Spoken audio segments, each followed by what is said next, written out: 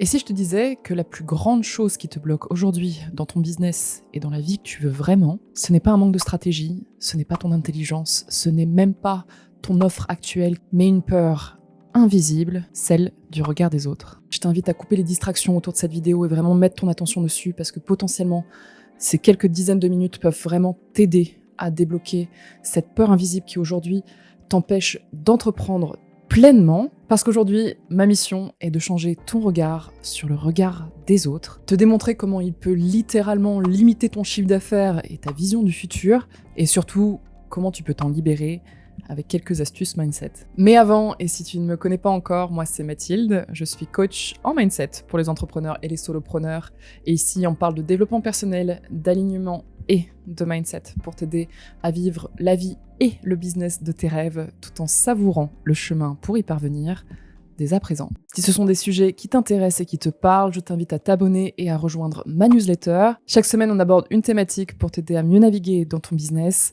Et cette semaine, on parle justement du regard des autres. Alors, je t'invite à t'inscrire et je te dis à lundi dans ta boîte mail. Si t'es entrepreneur, je ne t'apprends rien. Tu as déjà dû aujourd'hui dépasser certains regards des autres pour en être là où tu es aujourd'hui, les regards de certains de tes proches, les regards de la société, ou encore les regards des personnes qui sont là où tu as envie d'être. Donc déjà, félicite-toi et reprends conscience que tu l'as dépassé par le passé et qu'il n'y a pas de raison que tu ne dépasses pas les regards qui t'affectent encore aujourd'hui pour ton futur. Mais si tu as une tendance toujours à te laisser affecter par le regard des autres, c'est peut-être qu'il y a des choses un peu plus profondes que juste certains regards, et le problème est peut-être sur le regard que tu as sur toi-même. Avec le temps, j'ai pu remarquer beaucoup de signes chez les entrepreneurs qui se laissent affecter par le regard des autres. Ils ont tendance à procrastiner, voire très peu poster sur les réseaux sociaux. Certains baissent même leurs tarifs sous pression et parce que c'est inconfortable pour eux. Ça peut aller même jusqu'à vraiment pas écouter ce qu'ils veulent profondément et se baser uniquement sur l'avis et l'opinion des autres pour agir. Et plus globalement, il y a des symptômes d'anxiété, de stress, de boule au ventre à l'idée même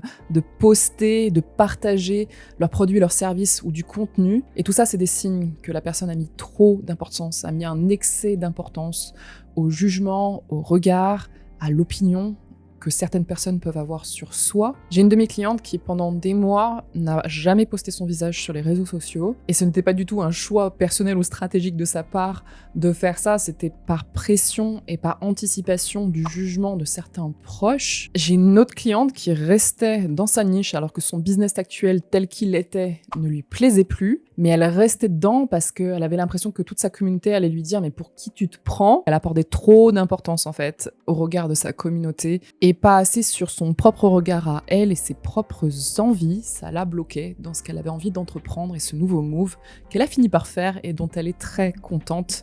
Et ses résultats sont même encore meilleurs maintenant. Et moi-même, je me mets dans le lot. Je sais exactement ce que fait le regard des autres sur soi. Je sais ce que c'est d'apporter un excès d'importance à l'avis, à l'opinion de certaines personnes ou de la société. Je sais l'impact que ça a sur sa vie, sur ses choix, sur comment on décide d'opérer au quotidien. Et la seule solution à l'époque que j'ai pu trouver, c'était de partir en Corée du Sud, à l'opposé du monde, dans un pays où je ne connaissais personne, je ne connaissais pas la langue, pour réellement pouvoir enfin m'écouter, écouter mes envies, ce que moi, Mathilde Quignon, a envie pour sa vie, comment elle a envie de faire sa vie, sans me laisser influencer par les paroles de mon entourage, de la société et de ce que quiconque pouvait attendre de moi. Maintenant, je suis entrepreneur, j'ai monté 3 business, j'ai été digital nomade pendant 6 ans, maintenant je m'installe ici en Thaïlande et je m'expose sur YouTube quasiment chaque semaine. C'était complètement quelque chose d'inimaginable pour moi il y a 5 ans, 10 ans, 15 ans, 20 ans. Et qui sait ce qui se passera dans 5, 10, 15, 20 ans. Je continue toujours à me transformer et à me surprendre là-dessus. Et aujourd'hui, j'ai des vraies, véritables solutions efficaces pour se détacher du regard des autres. J'ai des outils mentaux, des choses à réactiver quand ça revient, de par mon métier, mais également de mon expérience personnelle. Et donc, c'est ce que je vais te partager dans cette seconde partie de vidéo, les solutions. La première étape, et elle est vraiment très importante, c'est de remettre de l'importance sur ton propre regard. Remets-toi au centre de ta vie.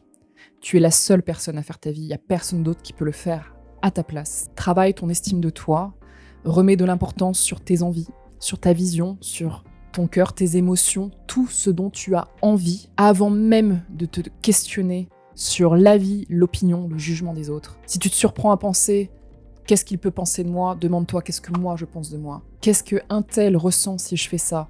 Qu'est-ce que moi je ressens si je fais ça? Un autre te dit « Ah, ça pourrait être une superbe idée pour ton business. Est-ce que c'est aligné avec ma vision et ma façon d'entreprendre ?» Remets plus d'importance sur tes envies, sur ta vision, sur tout ce que tu veux. Quand il s'agit de prendre des décisions pour ta vie et d'agir dans ta vie et dans ton business. Et filtre. Imagine réellement un filtre ici, un péage. Moi, des fois, je pense à un péage vraiment avec une barrière, quoi. La réaction de quelqu'un qui m'arrive en pleine face, est-ce que j'ai envie de me laisser affecter par sa réaction? Oui, non. Quelqu'un me donne son opinion non sollicitée sur le dernier contenu que j'ai partagé. Je le fais rentrer, je le fais pas rentrer. À toi de décider, tu as le pouvoir. Tu as toujours le choix de laisser rentrer ou pas. Des fois, on peut avoir des réactions immédiates. On peut s'observer dans sa réaction. On est touché par ce qui est arrivé de l'extérieur. Mais on peut décider en interne de redonner ce sentiment à l'autre, de pas se laisser affecter et de se dire « Ok, c'est son opinion, c'est sa parole. » C'est à eux, mais ça ne m'appartient pas. C'est comme ça qu'il perçoit sa vérité en fonction de ses expériences passées, de ses valeurs. Moi, j'ai mon propre système de valeurs, j'ai ma vision, j'ai mes connaissances sur moi-même, mes capacités, et là où j'ai envie d'aller. À toi, littéralement, de sélectionner parmi ce qui t'arrive à l'extérieur, ce qui peut t'aider, ce qui peut te servir, mais si ça ne te sert pas, n'hésite pas à fermer le péage et vraiment ne prends pas ce qui ne te sert pas. Une autre astuce, c'est de retirer les autres de leur piédestal. C'est vraiment une question de hiérarchie, et si on commence à justement hiérarchiser l'opinion, le regard de certaines personnes, et à le mettre au-dessus d'une autre, on met un excès d'importance sur leur regard, et cela nous affecte en retour dans notre manière d'agir, plus ou moins inconsciemment. Et en entrepreneuriat, ça prend souvent la forme de justement le respect et l'admiration qu'on peut avoir pour certains entrepreneurs et certaines personnes qui sont là où on a envie d'être dans notre business. Tu peux les admirer réellement et sincèrement et les féliciter, mais c'est leur propre chemin de vie. Toi, reste dans ta ligne, chacun est dans sa ligne. On peut se laisser inspirer par les autres, on peut les admirer, mais ne te compare pas parce que tu es incomparable, on va voir ça d'ailleurs dans une petite astuce après. Donc retire les personnes de leur piédestal, tu es tout aussi important, tu as tout autant de valeur que ces personnes-là. Elles n'ont pas la vérité absolue. Prends ce qui te sert, mais si de les admirer un peu trop, ça ne te sert pas, retire-les de leur piédestal. Personne n'a à y être. Troisième astuce, et ça c'est plus de vraiment comprendre la psychologie humaine, mais chaque personne projette ses propres insécurités, ses propres croyances, son propre système dans ses opinions, dans son regard, dans ce qu'il peut penser de ta vie. Cela n'a absolument rien à voir avec toi et tout à voir avec leur perception de leur monde. Toi, tu n'es qu'un reflet par rapport à certaines valeurs, certains choix qu'ils ne feraient pas. C'est leur vérité, mais c'est pas la vérité. Et vraiment, ça a changé ma vie quand je l'ai compris. Et je crois que je l'ai vraiment intégré, ça, quand j'étais en Corée, justement, parce que les Coréens ont réellement envie d'avoir la peau la plus blanche possible et vont littéralement se mettre des produits chimiques dans les crèmes pour blanchir la peau. Et moi, je viens d'un pays qui est la France, où tous les étés, tout le monde se met en planche pour bronzer, et se met même du monoeil pour réellement prendre un maximum des rayons du soleil, quoi. Et le critère de beauté est d'avoir la peau la plus foncée. C'est un de mes exemples de voyage, mais quand on voyage, justement, on se rend compte qu'il n'y a pas qu'une seule vérité. Il y a plein de critères en fonction de leur perception, de leurs expériences passées, de ce que la société a pu inculquer comme code, de ça c'est bien, ça c'est pas bien, ça c'est beau, ça c'est pas beau. Et tout ça, c'est des questions de perception, de culture, de société. Il n'y a pas une seule bonne manière de vivre et d'être. Et j'avais pas prévu de le mettre, mais évidemment, c'est une astuce, voyager, parce que tu étendras toujours ton système de croyances, ta perception du monde, ta perception de ce qui est juste, pas juste, bien, pas bien, à force de t'exposer à des cultures et des gens et des humains qui, comme toi et moi, voilà, font la vie différemment. Je pense d'ailleurs personnellement que c'est la chose qui m'a le plus guéri du regard des autres et qui m'a le plus appris que justement, leur regard leur appartient, le mien m'appartient. Prochaine astuce, je sais plus où j'en suis, donc j'arrête de compter. Développer un mindset de détachement. The next time you feel left out, your friends all go out to brunch together and they don't invite you. Let them. Or maybe the person you're dating doesn't want a commitment. Let them. Or perhaps your spouse does not want to do the 5K with you. Let them. You spend so much time and energy trying to control other people and getting emotionally worked up about things that are beyond your control. You can tap into peace and true control if you let them be themselves. Je n'ai pas encore lu le livre de Mel Robbins, Let Them, mais j'ai déjà regardé plein de ses podcasts justement sur le sujet. Je pense avoir quand même un petit peu maîtrisé aussi la philosophie de la chose. Let them, en anglais, ça veut dire laisse-les. Laisse-les penser ce qu'ils veulent.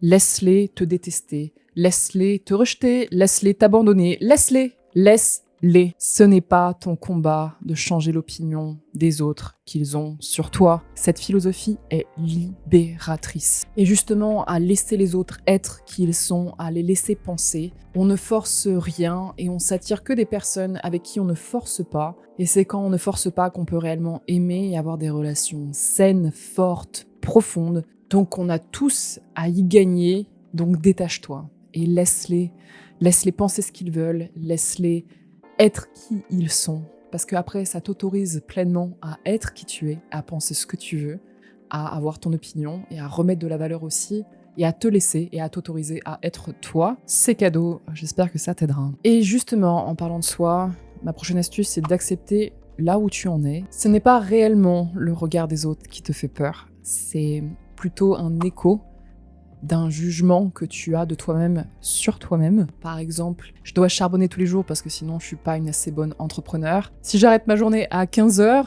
et que quelqu'un vient me faire une remarque là-dessus en me disant « Ouh là là, ça y est, c'est les vacances », là potentiellement, oui, son opinion va m'affecter. Mais si j'ai pas associé ma valeur d'entrepreneur au temps que je passe à travailler par jour, que je sais que je fais du bon travail, que je suis alignée avec là où je suis et là où je vais, sa remarque n'affectera aucune de mes émotions parce qu'elle ne résonnera pas et c'est comme si il me disait j'aime pas ton t-shirt vert quoi. Donc accepte là où tu en es, accepte qui tu es, accepte là où tu as envie d'aller aussi, accepte tout, ne juge pas, ne te juge pas parce que si tu es en pleine acceptation de ce qui est, je te mets au défi de te laisser affecter par ce que quiconque peut penser en dehors de toi. Et ne te mesure pas et ne te compare pas à ton idéal et là où tu aimerais être. J'ai récemment lu le livre The Gap and the Gain, et d'ailleurs, dans 2 semaines, la newsletter sera une semaine entièrement dédiée à ce bouquin, qui est une vraie pépite. C'est mon bouquin préféré depuis les 12 derniers mois. Mais toute la philosophie du bouquin, c'est justement, en tant qu'entrepreneur, de ne jamais se mesurer à son idéal, mais de toujours se mesurer par rapport à ses progrès. Et de shifter, c'est vraiment un shift de perspective et de mindset. Si tu te compares toujours à ton idéal et là où tu voudrais être maintenant, t'es toujours dans le gap. Toujours dans un manque, dans une philosophie de manque, dans une énergie de manque. Alors que si tu te mesures par rapport à tes progrès, ne serait-ce que du matin même, tu as toujours la même vision, tu avances toujours vers le même objectif, mais toi, tu mesures ta valeur par rapport à tes progrès. Always measure backwards and not forward. C'est vraiment la philosophie de ce livre. Mesure-toi et compare-toi par rapport à tes progrès, pas là où tu as envie et tu voudrais être. Et enfin, dernière astuce, c'est de pratiquer l'exposition progressive. Si en effet il y a certains regards qui t'affectent, déjà c'est d'en prendre conscience et se dire que petit à petit tu vas te mettre en position de t'exposer en fait à ce regard en particulier. Sors de ta zone de confort petit pas par petit pas et expose-toi régulièrement à ce regard. Tu vas le démonter dans ta tête, les peurs vont s'estomper. J'ai aidé justement un client il y a 2 mois sur le sujet, il n'arrivait pas à s'exposer physiquement sur les réseaux sociaux. Pourtant, il était très conscient de l'impact que ça pourrait avoir sur son business et il voulait vraiment débloquer ça. Donc on a travaillé un peu sur justement ses croyances limitantes et ses identités limitantes, mais on a beaucoup plus travaillé sur son mindset et je l'ai invité à voir ça comme du sport. En effet, c'est inconfortable de sortir sa première vidéo sur Insta ou sur YouTube, mais de le voir comme du sport et de se mettre en position de recul et en observation de soi en se disant « Ok, c'est normal que ce soit inconfortable, mais plus je vais le répéter, plus ça va le devenir. » L'humain a souvent tendance à sous-estimer l'impact de la répétition de petites actions plutôt que de faire des grands pas. Pose-toi la question aujourd'hui, quelle petite action je peux prendre pour justement me détacher encore plus de ce regard qui me limite et m'handicape dans la vie et le business que je veux mener. Et un jour, tu regarderas en arrière et tu te diras comment j'en suis arrivé là. Et c'est tout pour les astuces, il est temps de conclure. Je t'invite au maximum à laisser les autres penser ce qu'ils veulent de toi, douter de toi, te remettre en question tes choix, ta vision, tout ce qu'ils veulent, de comprendre que ce n'est pas personnel, que c'est un reflet de leur réalité, de leurs valeurs, de leur système de croyances. Cela n'a rien à voir avec toi, pour enfin te laisser et t'autoriser à penser, à imaginer, à rêver et à créer le business et la vie que tu veux mener. C'est tout ce que je te souhaite. Voilà, j'espère que cette vidéo t'a plu. Si c'est le cas, n'hésite pas à me laisser un commentaire. Et si tu veux aller plus loin et avoir des boosts et des tips mindset chaque semaine dans ta boîte mail, je t'invite à t'inscrire à la newsletter. Tous les liens sont en description. En attendant, je te souhaite une excellente semaine et je te dis à la prochaine vidéo. Salut!